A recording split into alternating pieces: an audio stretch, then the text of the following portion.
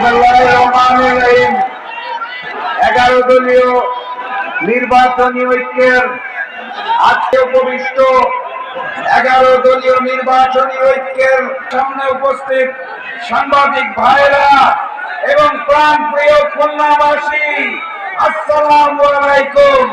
কেমন আছেন? আলহামদুলিল্লাহ।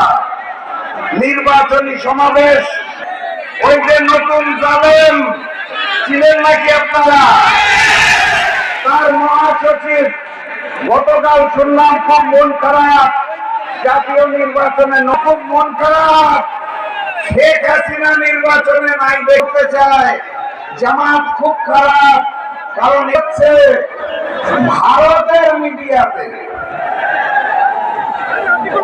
এইদিকে দুষ্টু লোকরা বলছে প্রাপ্তবয়স্ক হওয়ার পরেও মহাসচিব বলতে চাই না, দুষ্টু লোকরা বলছে পুরাতন জালেম আওয়ামী লীগ